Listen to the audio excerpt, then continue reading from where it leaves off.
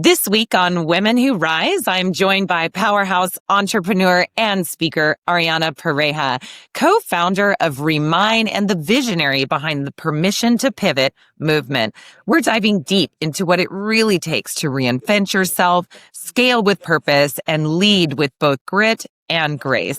If you've ever felt the pull to pivot, evolve, or build something bigger, this episode will light that spark. Don't miss it. Subscribe now and catch the full episode of Women Who Rise, streaming everywhere this Tuesday.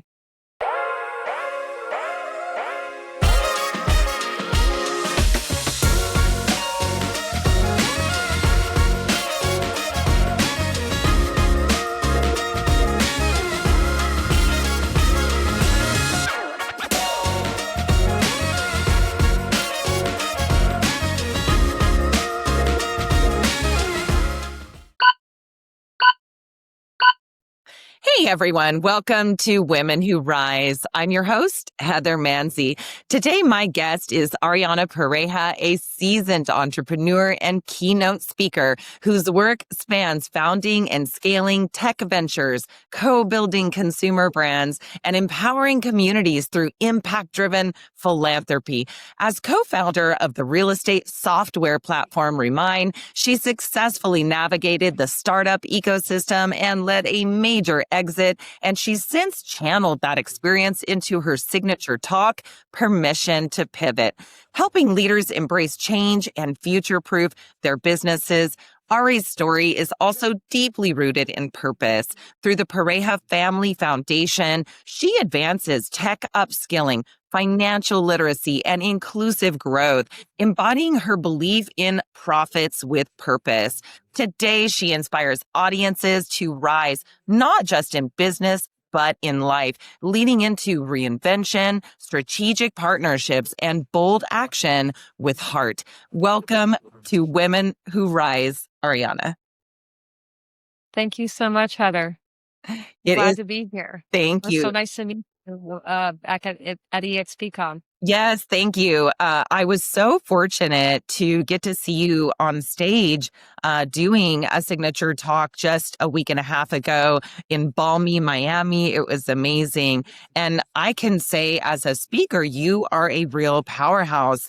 And I think what is so informative and so interesting for, women entrepreneurs everywhere, whether they're in real estate or business, climbing the corporate ladder, whatever it is how you're able to become the person that you are today, and then how you maintain that, because there is the person within. So I kind of want to look back, and I love asking this question of everyone, just kind of looking back to your very first job or maybe your earliest meaningful career memory. How did that experience shape the person that you later would become as a leader? Yeah, I think very early on, I was always curious. I always stayed very curious. It didn't matter what role I was hired for. I always was, very nosy and wondering, okay, well, what's the marketing department doing? What's this department doing? And I think that a lot of, especially women, we're kind of brought up to, be polite and be quiet and, have manners. Whereas I'm very fortunate that I was a little bit of a tomboy and I was very aggressive. And so I would ask the questions over and over, and I'd be annoying, it's like cringy at times. But I think I love that. that curiosity is what gave me the opportunity to try and do so many different things, right? And just not being scared to ask for help. A lot of times we as women and society, like, we're supposed to just be the martyrs, and we're supposed to have it all figured out. We're supposed to just know what we're doing all the time, but we don't. I'm turning 40 years old on Saturday. I still don't know what I'm doing half the time. I'm still learning. It's always going to be a learning process. And so as long as you always keep that curiosity, you will always learn a new and most valuable skill.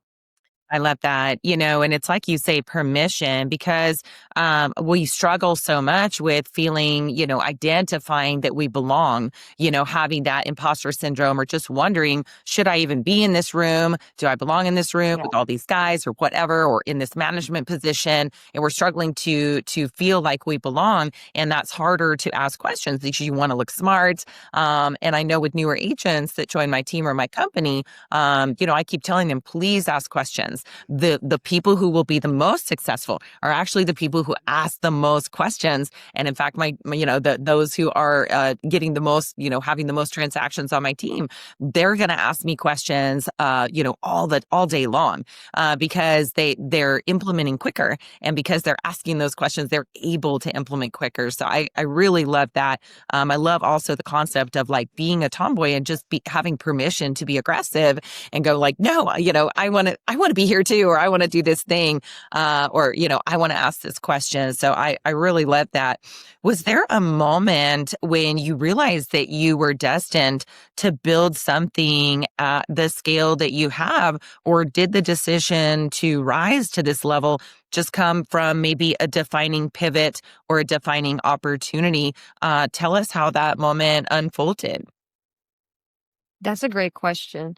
And so I wouldn't say that there was any one specific moment, but I do remember as a young girl from a very early on age that I was meant to do more.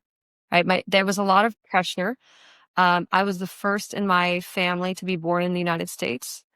And my parents came as refugees. And so, I was the first one in the family to be born here. And I always had, and my parents struggled financially. So I always had this like weight of like, I have to become something big. I have to do something to take care of them. They sacrificed so much for us to be here. So I did. There wasn't one specific moment, but there was several throughout my childhood of like, I just know, and I also wanted the finer things in life. I Yeah. grew up watching Home Alone, and they would go on these lavish vacations with the Yeah. whole family, and I'm like, I want that when I grow up. And Yeah. I remember one time I was, gosh, 10 years old, and my dad was getting on me for not doing my chores. And he's like, Ariana, you better learn how to cook and clean. Otherwise, you'll never have a husband. I said, Dad, me and my husband are going to make so much money. We're going to hire someone to do this for us. And I was 10 years old when I said that. And I, till this day, I still remember because I see my own daughter when I'm nagging on her to do her chores and she doesn't want to do it. I'm like, well, maybe she's got bigger plans. Yeah, there you go. Maybe she needs to make sure. I really love that, because honestly, it just kind of leans into the fact that, you can create the life that you want. I know manifesting and all this kind of stuff is like such a big buzzword these days. But if you think about your formative years when you were younger, understanding that it's sort of a combination between like this burden and this thought, like I have to make all my parents' sacrifices worth it, in a way that I have to fulfill on the promise and the opportunity that they have laid out in front of me, but also to go, hey, I want these things. I want to have a better life, and I'm sure you're also wanting to continue to either create that better life or even just continue on the promise of, again, the opportunity that was laid out in front of you from your parents. What has been one of the toughest challenges that you faced on your career path, and how did you tap into maybe your execution mindset and reinvention philosophy to overcome that?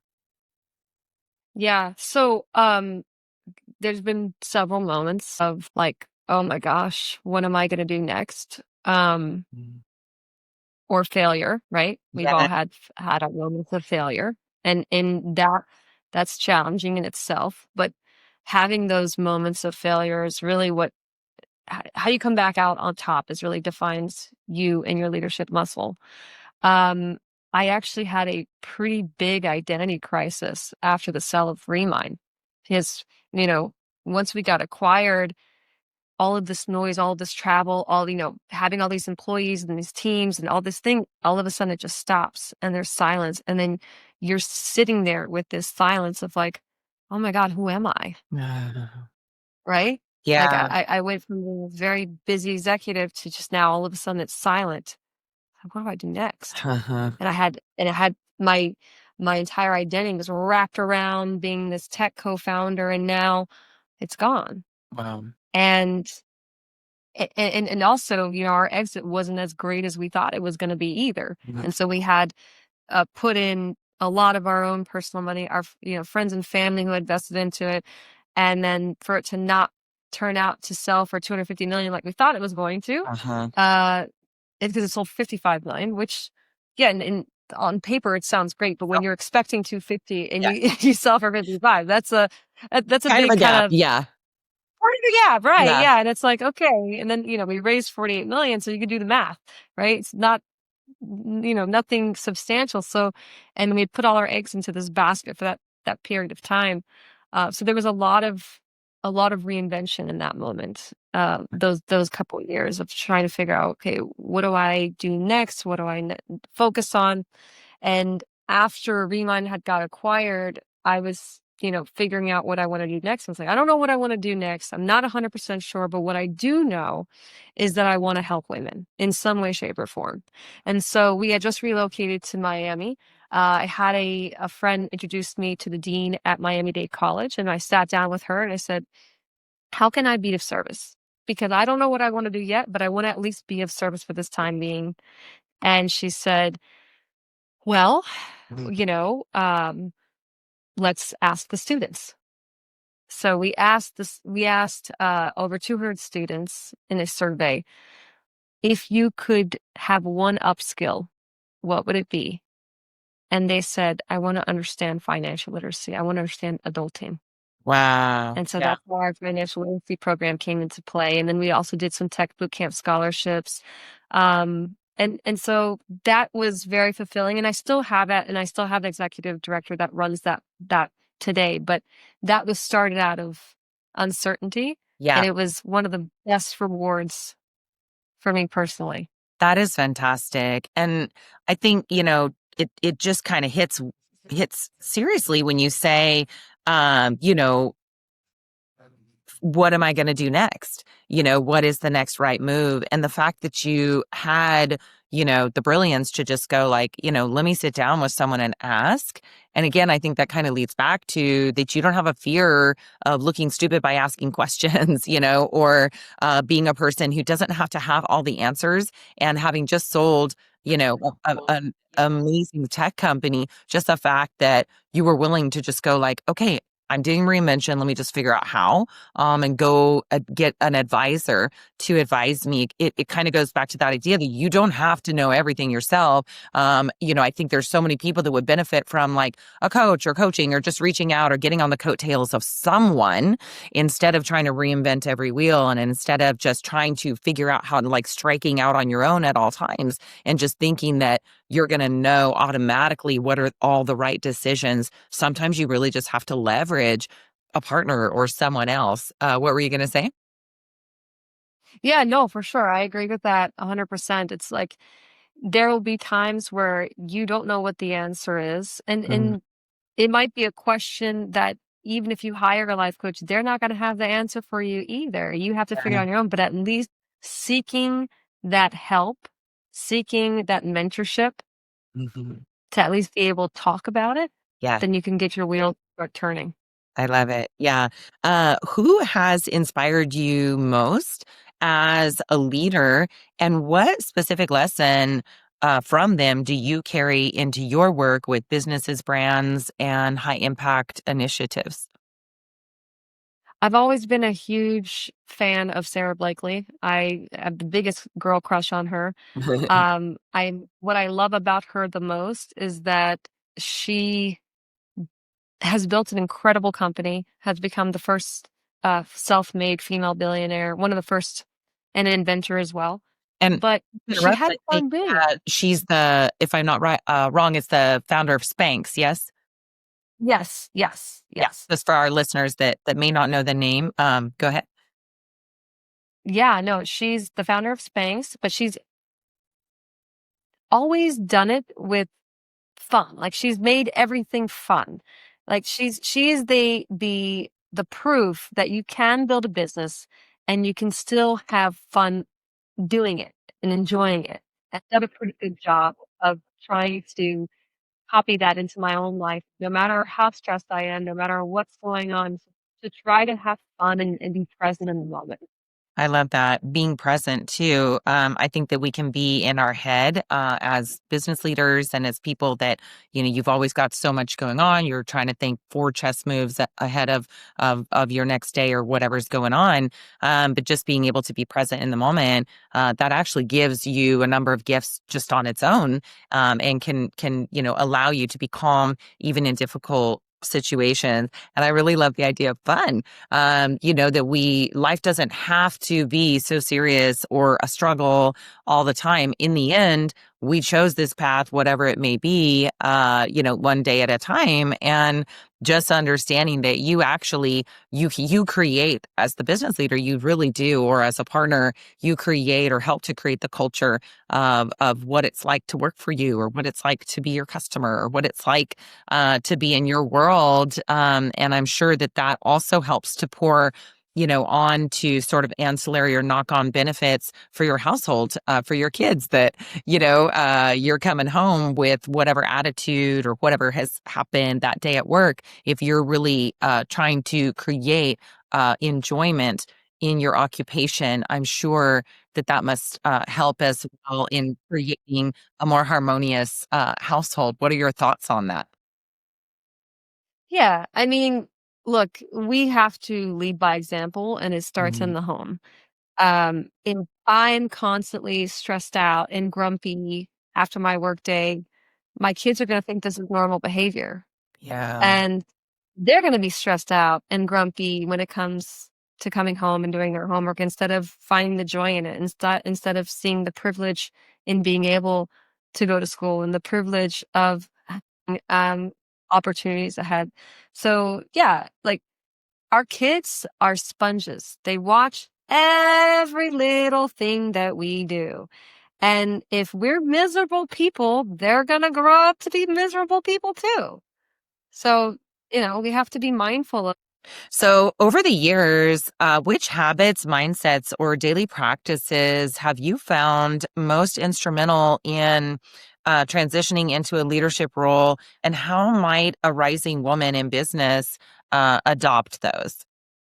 So I think the most underrated piece of leadership advice is to get back to people. Just get back to Mm. people. I mean, I have met billionaires who, if I text them, they will text me right back. And it's so funny how many times I'll meet executives who pretend like they're too busy, or maybe they are busy. Sure, they are busy, but they'll take days, weeks to get back. And it's like the amount of times I have gotten the deal, gotten the speaking opportunity, gotten some life-changing opportunity just because I responded back is insane, Yeah. right? Wow. And Yeah. not to mention with your clients, it sets the tone. If someone texts you and it takes you 2 days to get back to them, well, now you're setting the tone that it's okay for, once you start doing business together, for them to take 2, 3 days to get back to you. And that just delays the process, Mhm. right? And I think Yeah. it's the most underrated advice that people don't take, is just respond the moment. Yeah. Yeah. Yeah, I mean, I love that because it's really showing the importance of, them to you. And we all want to feel important. We may need something in the moment. And then it's also respect given. And respect given is often respect gotten in return. So, yeah, that is fantastic. It's like you said, a lot of times it's going back to the basic things that we're not thinking about. Just follow up with people, be present. I loved your concept of giving back. I think it's Tina Call who says, her goal when she was, building her downline and creating her own empire was to make the life of an agent better every day, just one. And that's her whole thought. Is she could put some focus on that and put it like on the front plate or whatever, the front burner for herself. You kind of frame her day in a Mhm. different way. So I love that giving back. you are leading multiple initiatives, you're building brands, and you're driving impact. How do you maintain balance between that ambitious leadership and your personal well-being, or your family life outside of business? I delegate a lot. I have so many different projects going on at the same time, but I have like my go-to person that I delegate for each aspect of my life, right? So I have my Hmm. personal assistant to help me with things around, personal things, planning stuff, doing things. Then I've got my executive director that manages the foundation. Then I have my virtual EA that helps me with booking um, things like this or speaking engagements. Then I have my marketing EA. Like I have my go-to person for every area in my life. And like obviously when you're starting out your career, you're not going to have that go-to person in everywhere in your life. But as a woman, start with an assistant in the home first. Because if you have an assistant that helps you with your personal life first, then you will have so much more time to manage other parts of your business. Because as a woman, it doesn't matter how great our husbands are. There's a lot of great husbands out there, but a lot of it falls on us, right? Yeah. The Children's Yeah. Spirit Week, the, Christmas gifts, what you were just telling me before we got on, and where you were helping your son with his Halloween Yes. costume. Like he's going to call you for that, Yeah. right? It's like all of these little things, planning birthday parties, like it all takes time. And managing a household and a family is a full-time job, if not two full-time jobs. So if you don't have help there, then you're not going to have the ability to do things in other areas of your life, for other projects, for your main business and all that. So I would say master the art of delegation. So good. And this is so good inside of companies too, where you may be a high D, really type A person that you've got the vision, you want things done a certain way, you may be perfectionistic or whatever, and it's really hard to give up that control on anything when you're looking to delegate. But if you can find those tasks that maybe do not need you 24/7, you can definitely free yourself up to do more meaningful tasks. I love what one of my coaches at one point said, find your zone of genius, another sort of buzz phrase we're using a lot these days, but literally sit down and go, if you were to write the perfect job for you, or if you were to hire you, what would be the top skills that you have that nobody else can do? And just figure out how to do that. And then everything else you're doing with your day, let's write those things down. Track your day for a day, a day or two or a week, and see where your time is actually going. And then be able to kind of split off those tasks. What do I really, really have to do? And then what could maybe another person do? And then write down the job description for that person that you might need to be your house assistant. I really love that. And you're honestly the first person I've ever heard say, get the assistant in your home first. I really like that idea, because as moms, yes, number one, we may have more falling on our plate. We also may want more falling on our plate. Like I really wanted to help my university, age son to come up with a really cool historical costume. Are you kidding me? Like I'm there for that. Yeah. That's the fun. But the idea that you can also leverage help with that. And by the way, very much to your point, I asked my operations assistant to book tickets for us for a family like Halloween event tonight. Yeah. You got to ask for help, and that allows me to do a better job on this podcast today, or with a client or whatever. So really fantastic advice. What do you believe people often maybe misunderstand about being a woman in leadership, and giving your journey in tech, which is, not necessarily considered like a, traditional women's field, but it's obviously changing constantly and evolving. But in tech, real estate, and philanthropy, what message do you want to kind of amplify for women, searching out maybe in some of these, or branching out in some of these areas?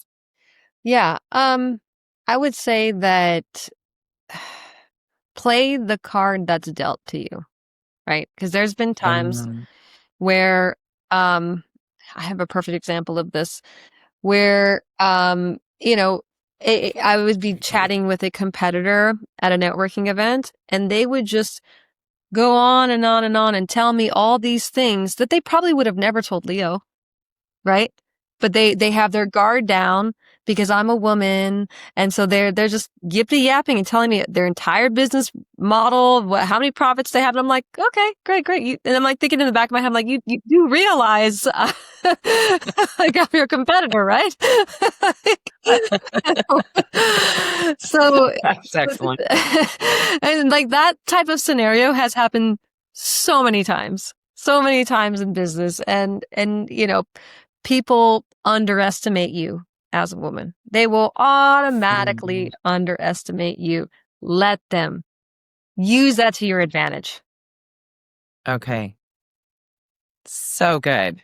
Yeah, I'm loving so much around what you just said. And yeah, for our listeners, Leo Pareja, your husband, is the CEO of EXP Realty. And, it is a fast growing real estate organization. And while we do have a lot of real estate listeners, for those who are not, that will help outline that. But that's incredible because this, like you say, it's almost like a skill that, if you have this hand, you can play, which is, you don't know what's going on up here and maybe what connections I have or even who I am.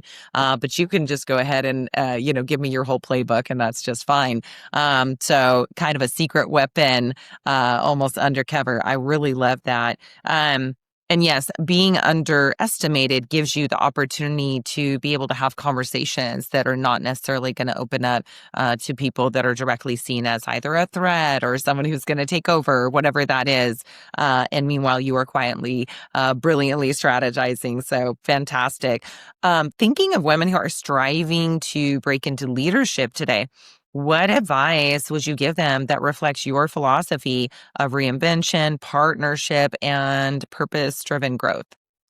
I would say if you're trying to grow as a leader, it starts with you. It starts at home. So what are Mhm. you doing? How much time are you setting aside on your personal development? You know, and then we can read all the books. We can go to all the masterminds. But if we're not actually practicing those things once we get to the office, Yeah. what's the point? Right? So, one, pour into yourself. Two, take time out of your week to reflect. Are you actually doing and implementing the things that you're learning? And I think we all go Yeah. to these like conferences and we get all hyped up and we're like, oh yeah, I've got all this energy and I'm so motivated. And then Yeah. Monday rolls around, you go back to the office and you don't implement anything you just learned. So what's the point Yes. of that? Right? Yeah. So, and in order to only to really see if there's any change is to have that carving out that time for reflection. Yeah, I think that's so good. I try to make a point of that our operations meeting when I come back from something is going to focus on some key points that I've taken away. I love to travel with a highlighter, and that's going to go in the plane with me on the way back. And I don't get to just take a nap or whatever. I'm going to be sitting there highlighting what are maybe, 2 to 5 things that I really should either investigate further or consider implementing in the now. So that is, like I said, so good. What do you think is the, you know, time of day or how you're carving out or time blocking your own personal development? Because you just mentioned that as well. It's like you said, you can go to seminars, you can be thinking about manifesting, you can be whatever it is. We all take classes, and those of us who don't, I mean, go for it, take some classes. But how, what is there a specific way you work your own psychological or emotional or whatever leadership type development into your week or into your days? So I like to multitask as most women do, and just because I'm so crunched on time. But I Yeah. typically start my day with movement. Hmm. And what I'll do is I will listen to a great podcast or Hmm. an audiobook while I'm walking on the treadmill. I also do this while I'm getting my nails done. I'll put in my AirPods and I'll listen to a great so my personal development time that I have carved out for myself is in conjunction with either when I'm getting my nails done or when I'm on the treadmill. which is quite That's often because fantastic. look, I just got them done. So. Yeah. Yeah. Love it. I love that because gosh, there's like a whole book about it. It's called habit stacking. It's Yeah. like take the thing that you're already doing and just add some measure of personal development thing or whatever. If you want to learn how to speak another language or something, put that in every time you drive your car or like you say, you're on the treadmill. That's time you can be putting information in. And look, you could be choosing to listen to music or you could be just listening to the news or whatever, consuming media. But instead, you're saying, okay, I want to make my brain better at this time, or I want to make my mindset better. So that's fantastic. One of the, from your experience, I should say, what are three non-negotiable principles, or obviously it could be two or five, both for maybe accelerating a business and for personal growth that you believe kind of underpin sustainable success? I know it's kind of a big question. Okay. I would say have your minimum standards for you and your team. Mm-hmm. I think that's really important of like setting the table correctly, setting the expectations Mm-hmm. correctly. So when I was managing all of the buyers and buyers agents and listing agents at when we had our real estate team, I had every single person sign a contract that said, you're going to do 2 deals per month. If you don't hit your mark of doing 2 deals per month, I expect you to be at the office Monday through Friday from 10 to 4, practicing your scripts and dialogues until you hit your two deals per month. Sounds like a pretty simple thing, but you'd be surprised that once I started to implement that rule, I had a buyer's agent that went from selling 4 homes the year prior to selling 16 homes that year, just from that one simple pivot of like, hey, Mm-hmm. I'm going to make you sign this contract to yourself. That's it. I love that. So having Yeah. those types of procedures built into your business, I feel like will just instantly level you and your team members up.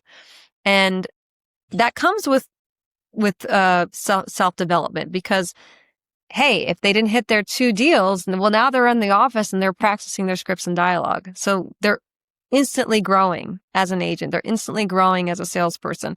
So, just holding yourself and others around you to a higher standard and just following through on that. Yeah. Yeah, I love that. Can you think of any other, non-negotiables maybe for how you operate as a leader or how you run your businesses? I would say that honesty is the best policy.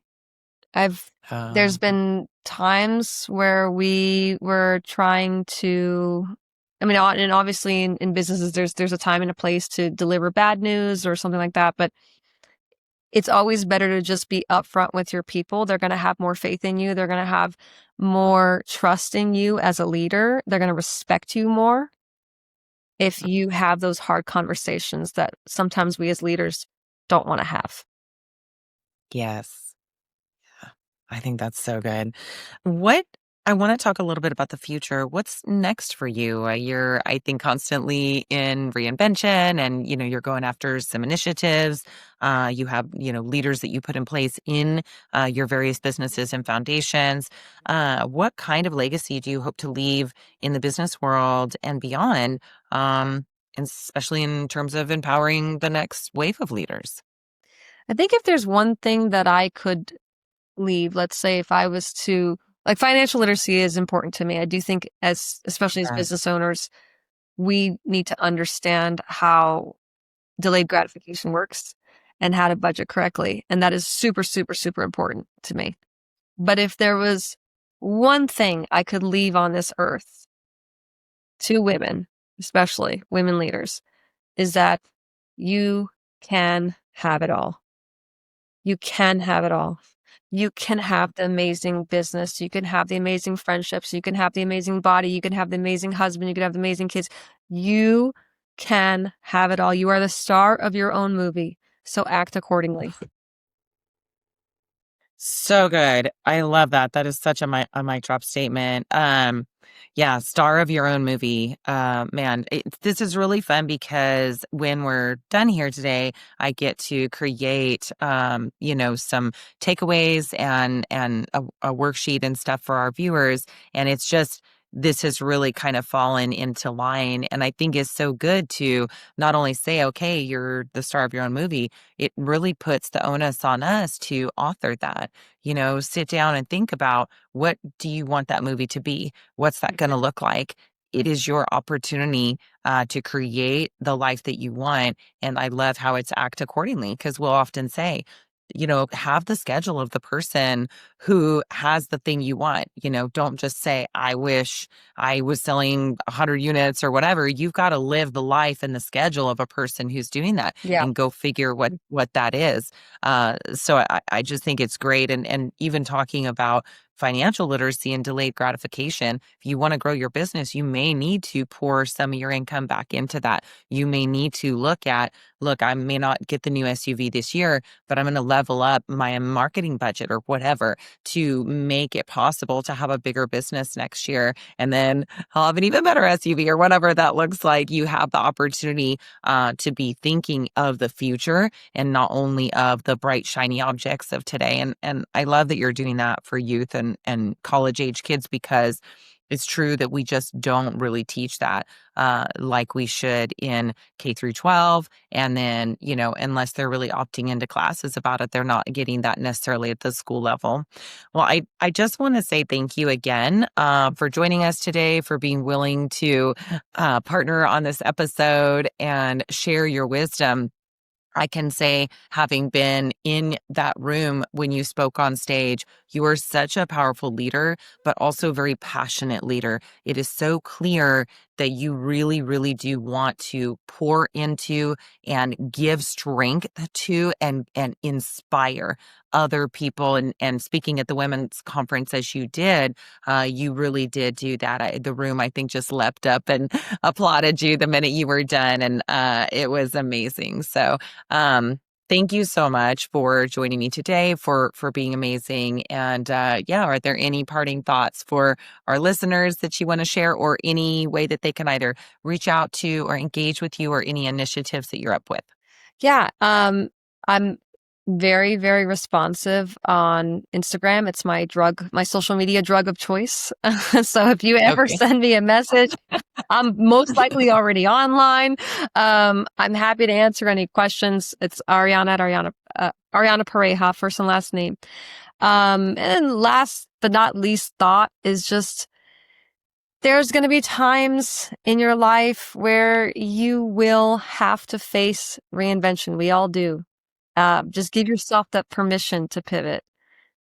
Just give yourself the permission, because there's probably something in your life right now, for those that are listening, probably something that you've been avoiding because you've been scared of scrutiny. You've been scared of admitting that you got it wrong the first time.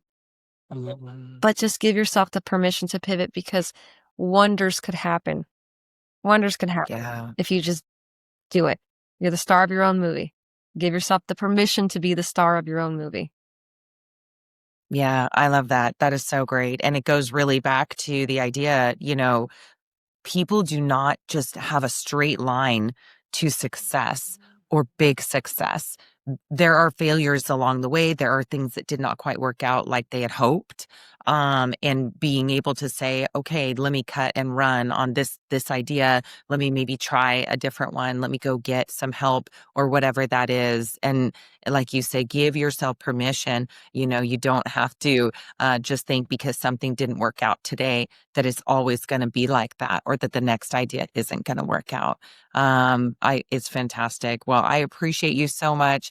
Thank you so much from our listeners. And I look forward to recapping this episode. There's so many good things that we get to share. So thank you, Ariana. You're welcome. Thanks for having me.